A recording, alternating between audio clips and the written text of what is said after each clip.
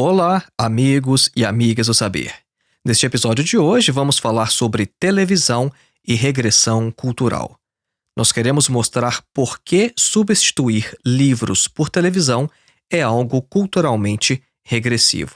Nós podemos dizer que a televisão, neste sentido, emborrece os indivíduos e vai na contramão daquele desenvolvimento civilizatório do qual surgiu a ciência. Uma cultura do texto nos trouxe lógica, ciência, educação e civilidade. Agora, quanto a uma cultura da televisão, nós não podemos ser tão otimistas. O que é que uma cultura da televisão vai produzir num espaço de 300 anos, por exemplo? Veja que não há moralismos aqui. Nossa intenção não é oferecer um código de conduta intelectual dizendo o que é permitido ao indivíduo fazer ou não. Longe de nós tal coisa. Nossa intenção é unicamente refletir sobre os efeitos da televisão sobre a cultura de forma geral. Agora, se alguém mesmo assim quiser manter a convicção de que nós deveríamos gastar mais tempo assistindo televisão do que lendo e desenvolvendo nossas habilidades, pelo menos que tal indivíduo não o faça mais na inocência de antes, porque um dos objetivos da filosofia é retirar da ignorância a sua boa consciência. Então vamos lá, acompanhe.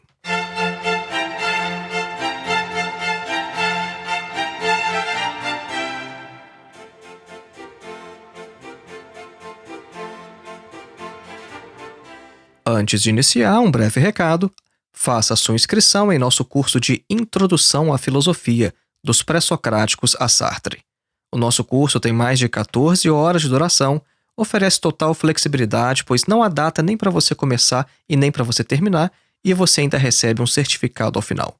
O acesso ao curso é vitalício. Uma vez inscrito, você jamais perderá acesso a todo o conteúdo. O nosso objetivo com esse curso é colocar você em contato direto com alguns dos principais textos de toda a história da filosofia. Então, ao invés de você ler comentadores ou literatura secundária falando sobre os filósofos, os nossos vídeos vão te preparar para que você leia diretamente alguns textos introdutórios de Platão, Aristóteles, Sêneca, Marco Aurélio, Santo Agostinho, Tomás de Aquino, René Descartes, Immanuel Kant, Hegel, Marx, Nietzsche, Sartre, etc. Para mais informações, acesse o link que está na descrição deste episódio ou então o link que você pode encontrar em nosso site, que é www.filosofiaepsicanalise.org. E o nosso segundo e último recado é sobre o meu mais novo curso, A Filosofia de Karl Marx, uma introdução. Esse curso tem mais de 8 horas de duração falando apenas sobre Karl Marx. E aqui também o acesso é vitalício. Uma vez tendo acesso ao curso, você jamais perderá acesso a ele.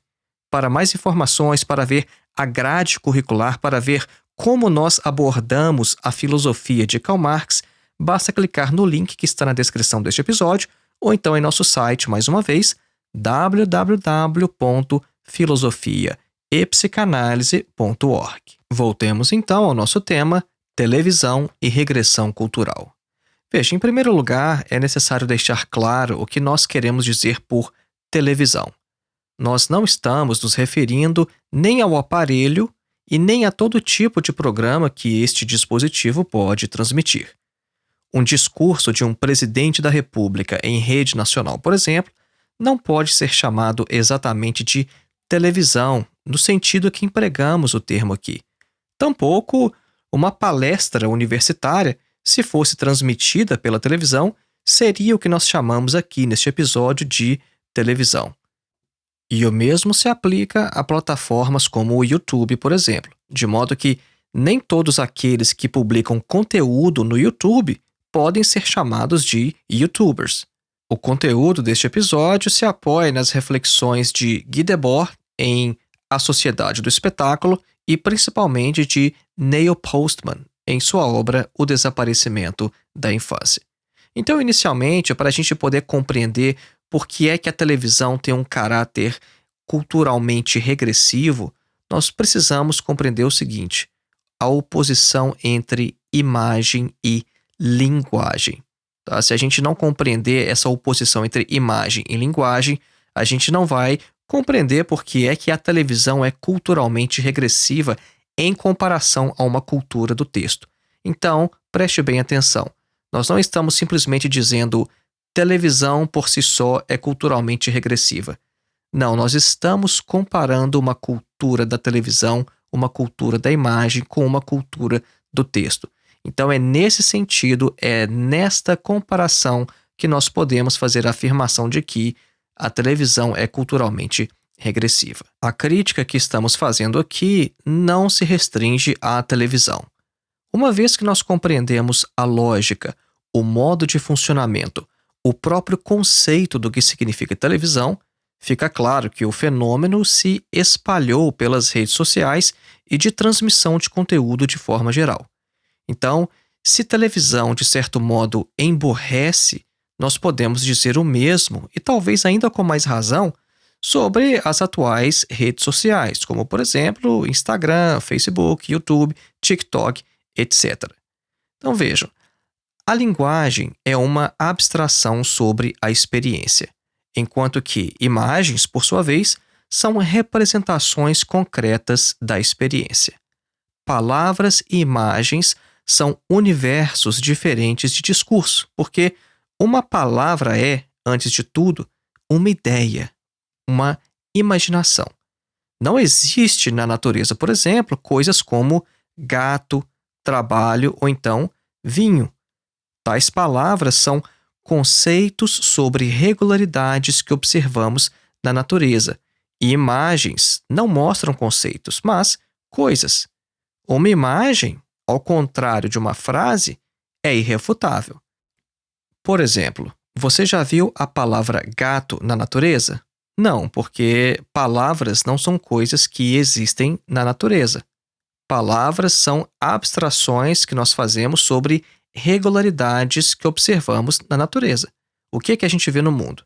A gente vê um determinado animal com 4 patas, com pelo, com rabo, e aí depois a gente vê outro parecido. Então ele tem a cor diferente, tem um tamanho diferente, feições diferentes, mas eles se parecem no fundamental. E aí a gente vai vendo vários daqueles bichos, né? A gente vai repetindo a experiência, e no final das contas nós fazemos uma abstração e chamamos aquilo de gato. Então, gato, a palavra gato, é uma abstração sobre uma regularidade que nós encontramos em nossa experiência cotidiana. Veja, então, é por isso que nós podemos dizer que, de certa maneira, imagens são cognitivamente regressivas. Vejam, se eu falo gato, bom, isso já é uma abstração. Agora, se eu mostro diretamente uma imagem de um gato, um desenho, uma foto de um gato, ali já não há espaço algum para abstração. Ali você está tendo acesso à própria coisa. Então, vejam, a palavra escrita, ela requer do leitor uma resposta, de certa forma, agressiva quanto ao seu conteúdo de verdade, de modo que, pelo menos teoricamente, uma avaliação pode ser feita caso o indivíduo tenha conhecimento ou experiência. Então, se o indivíduo está lendo um texto, ele tem que pensar sobre aquilo que ele está lendo. Ele tem que imaginar, porque ele não está vendo nada, ele não está lidando com imagens, né? Um texto é bem diferente de uma mera imagem, né? Porque as imagens, por sua vez, elas requerem do observador uma resposta meramente estética, apelando às suas emoções ao invés de apelar à sua razão. Então, uma imagem nos pede não para pensar, mas para sentir. Antigamente, né, nos primórdios da humanidade, a incapacidade de transmitirmos aos outros as nossas experiências imediatas nos fez desenvolver linguagem e conceitos. Agora, quando a comunicação pode ser feita apenas apontando o dedo, então a boca se fecha, a mão que escreve não se move mais e a mente encolhe. Perceba como é diferente você passar por uma situação e depois ter que tentar contar o que aconteceu a alguém, com a situação na qual você apenas precisa apontar o dedo para mostrar alguma coisa. São situações bem diferentes. Então, a linguagem em si já é uma abstração. Então, foi a partir dessa necessidade de comunicar aos outros as nossas experiências que nós acabamos desenvolvendo linguagem. Agora, se a linguagem não existisse, se fosse suficiente apontar o dedo e simplesmente mostrar coisas, mostrar imagens, mostrar desenhos, mostrar pinturas, mostrar fotografias, bom, o nosso desenvolvimento não teria sido o mesmo. Nosso desenvolvimento enquanto espécie humana. Essas observações sobre imagem e linguagem são importantes para compreendermos alguns fenômenos característicos de nossa época. A questão da publicidade, por exemplo. A publicidade, através de imagens, é uma das forças mais destrutivas do mundo literato. A imagem de massas introduziu um elemento pervasivo de irracionalismo tanto na política quanto no comércio. Com a fotografia, o cinema e a televisão, a imagem de um candidato se tornou mais importante que o seu próprio programa de governo. Ler e interpretar textos é muito mais complexo do que reagir a imagens. O ato de ler não é apenas decifrar código, mas uma maneira de se comportar, da qual a imobilidade física é apenas uma das características. A autocontenção é um desafio não apenas para o corpo, mas também para a mente. Então vejam, quando nós vamos ler, nós precisamos ficar parados. É por isso que as crianças têm muita dificuldade no início, né? As crianças não conseguem ficar quietas. Então nós precisamos nos autoconter para conseguir ler um texto. Então percebam só algumas das coisas que estão envolvidas no ato de ler. Frases, parágrafos e páginas vão se desenrolando lentamente, em sequência, em uma lógica nada intuitiva.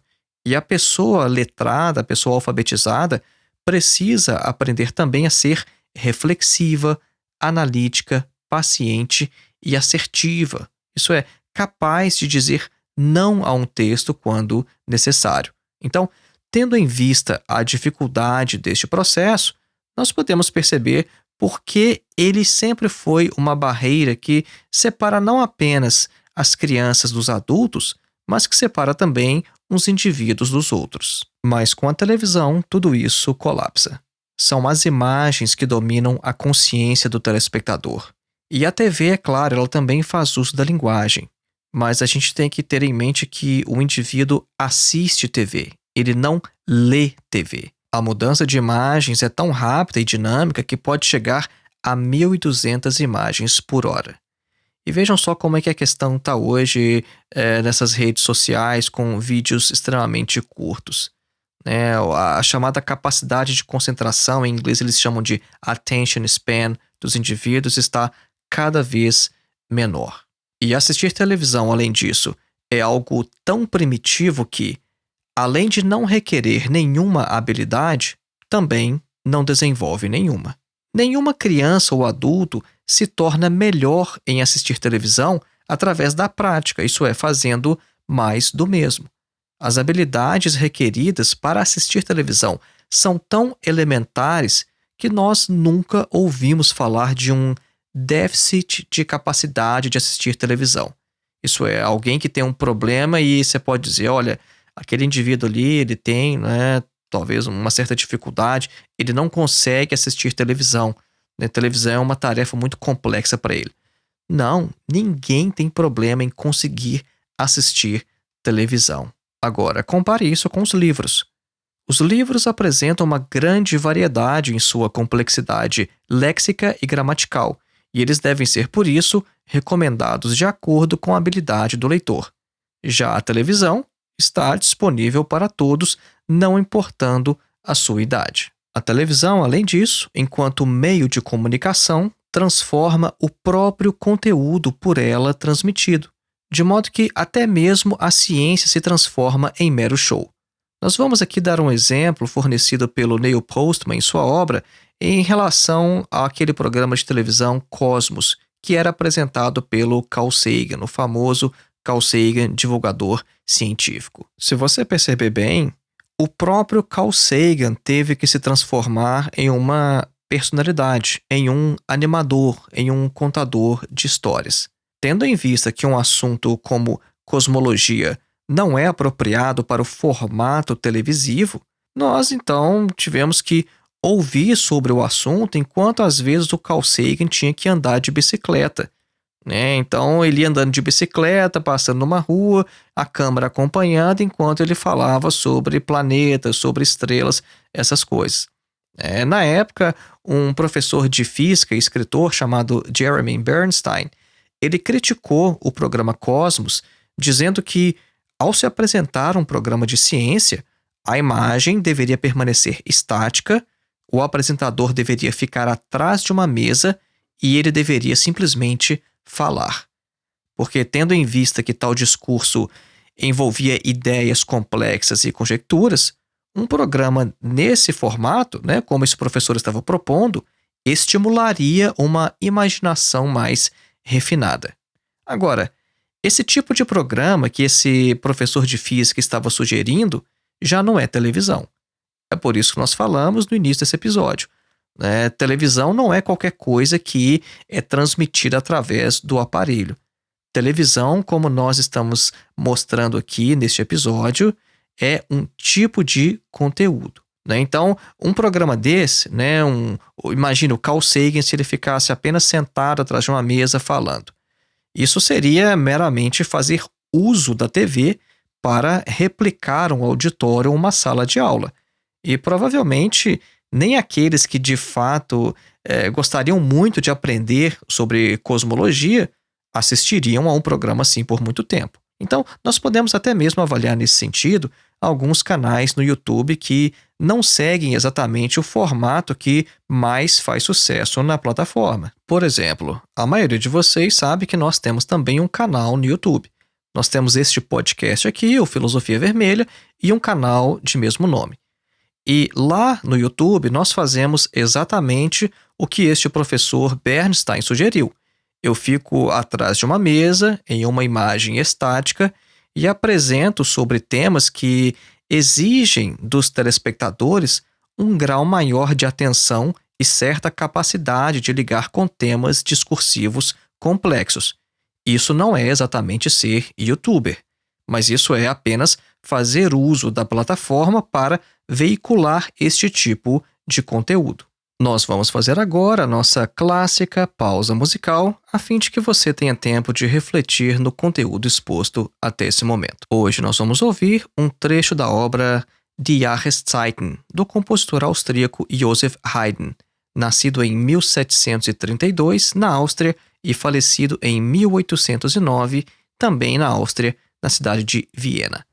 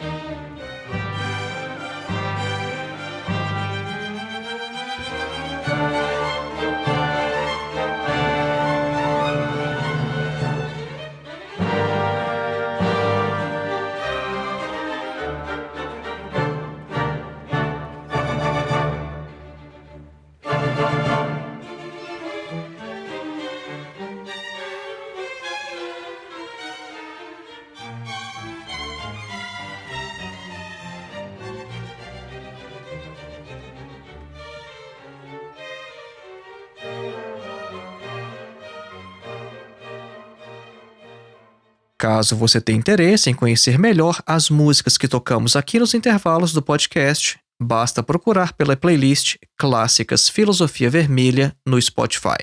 Voltemos então ao nosso tema, televisão e regressão cultural.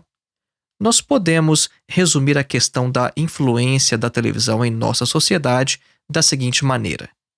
Assim como a alfabetização fonética alterou a consciência dos cidadãos atenienses no século V a.C., assim também como o desaparecimento de uma cultura letrada ajudou a formar a mente medieval.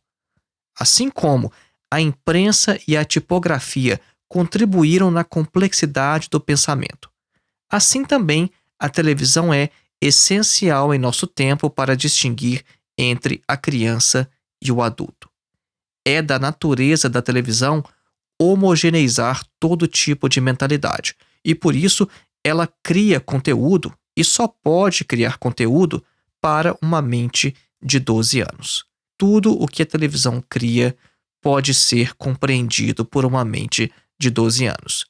E quando a gente compara isso com livros, a gente não pode dizer a mesma coisa. Considerando, então, em uma perspectiva histórica, uma cultura do texto nos trouxe lógica, ciência, educação e civilidade. Quanto a uma cultura da televisão, nós não podemos ser tão otimistas. O que é que uma cultura da televisão pode nos trazer em 300 anos, por exemplo? A televisão também nos fornece diariamente exemplos da chamada criança adultizada e do adulto infantilizado. Percebam que são dois tipos muito característicos de nosso tempo. Nós percebemos que cada vez mais as crianças descobrem mais cedo segredos dos adultos e se tornam adultizadas, e cada vez mais nós temos também jovens adultos que são infantilizados, que parecem não querer crescer, assumir de fato o que é considerado uma vida de um adulto. Se repararmos bem nos adultos que encontramos na televisão, com poucas exceções, esses adultos não levam seu trabalho muito a sério, isso quando trabalham. Esses adultos não precisam cuidar de seus filhos, não têm opção política, não possuem religião, não representam nenhuma tradição, não fazem planos, não têm conversas longas, extensas e nunca fazem referência a nada que uma criança de 8 anos de idade não possa compreender. Claro que nós podemos encontrar em um tipo ou outro de programa ou em algumas séries algum adulto que não preencha todos os itens deste perfil que acabamos de traçar, mas são, como afirmamos, uma minoria, são a exceção. O modelo de adulto representado na televisão é aquele de uma criança grande, e isso pode ser visto em quase todo tipo de programa.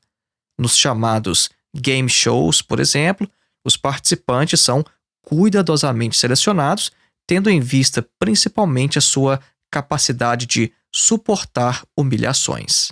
No início deste episódio, nós afirmamos que nossas reflexões se apoiariam em principalmente dois autores, Neil Postman e Guy Debord. Tudo que nós falamos até este momento foi baseado na obra O Desaparecimento da Infância, de Neil Postman, e agora nós queremos trazer algumas reflexões de Guy Debord em sua obra A Sociedade do Espetáculo, e mais especificamente aquilo que nós podemos aplicar na discussão que estamos fazendo agora, que é sobre a questão da televisão. Isso porque a televisão é parte daquilo que Guy Debord chamava de espetáculo.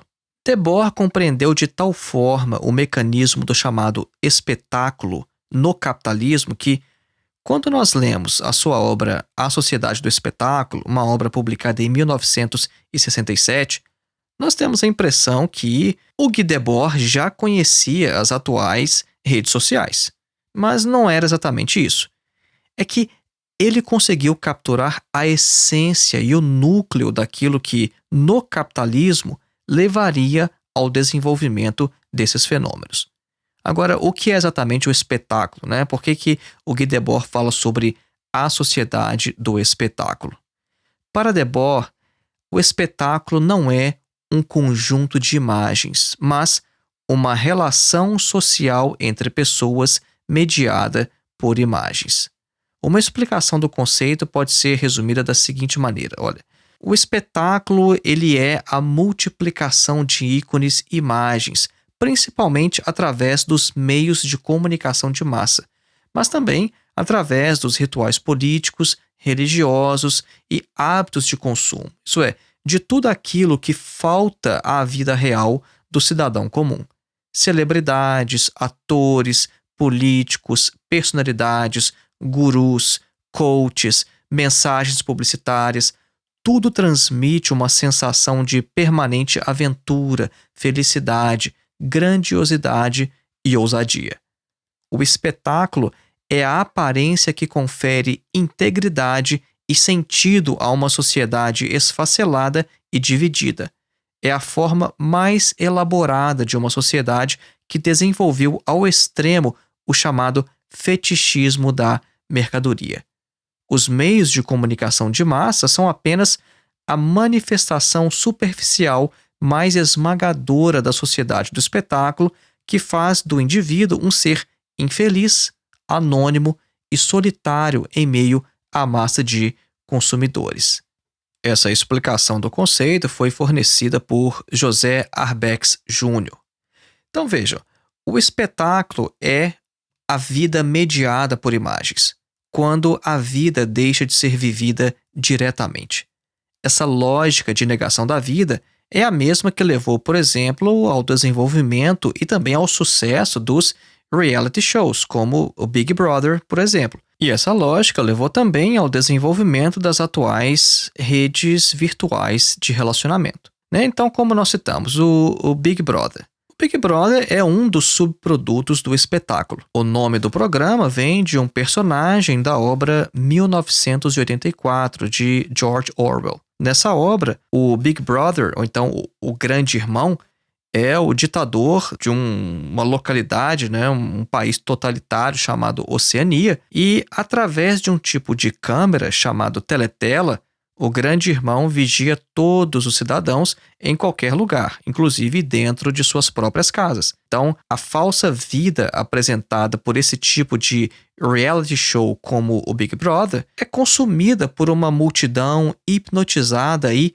ávida por realidade. Agora, o que os espectadores encontram, todavia, é apenas uma realidade esvaziada, assim como eles próprios já são vazios. O Big Brother é uma ficção do real, e não a própria vida sendo televisionada. Porque eles gostam muito de vender essa imagem, né, que a própria vida está sendo televisionada. Não, aquilo é uma ficção do real.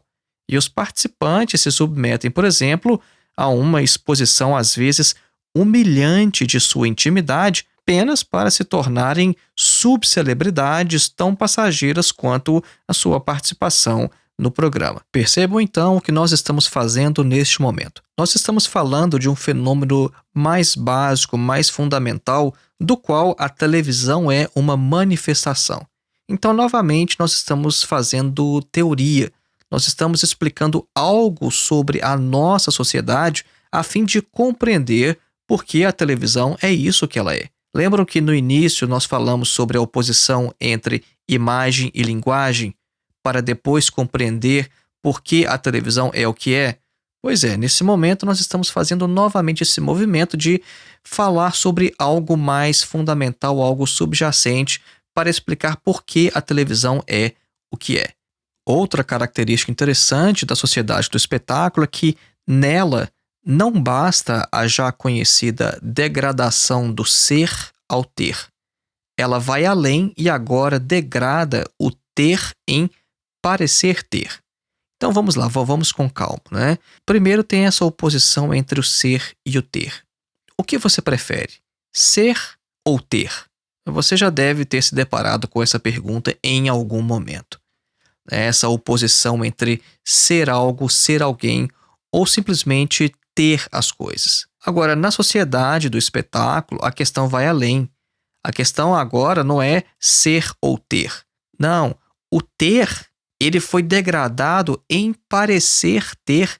Agora você nem precisa mais ter as coisas, mas se você parecer que você tem, isso já vale. Vamos ver o que o Debord fala sobre isso. abre aspas, a primeira fase da dominação da economia sobre a vida social levou, na definição de toda a realização humana, a uma evidente degradação do ser em ter. A fase presente da ocupação total da vida social em busca da acumulação de resultados econômicos conduz a uma busca generalizada do ter e do parecer, de forma que todo o ter efetivo perde o seu prestígio imediato e a sua função última. Assim, toda a realidade individual se tornou social e diretamente dependente do poderio social obtido. Somente naquilo que ela não é, lhe é permitido aparecer. Fecha aspas. Vou dar um exemplo aqui para ilustrar melhor o que o Debord está falando. Um exemplo seria o fato de membros da classe média morarem em minúsculos apartamentos e, ao mesmo tempo, possuírem carros extravagantes na garagem. Porque, como quase ninguém conhece esses indivíduos em sua intimidade, eles não precisam de um imóvel grande para acomodar ou impressionar convidados. Agora, como um público muito maior lhes vê desfilando nas ruas com seu automóvel, daí então a necessidade do parecer. Então, como afirma Debord, o espetáculo é o capital a um tal grau de acumulação que se torna imagem. O espetáculo, vale ressaltar, é a negação do real.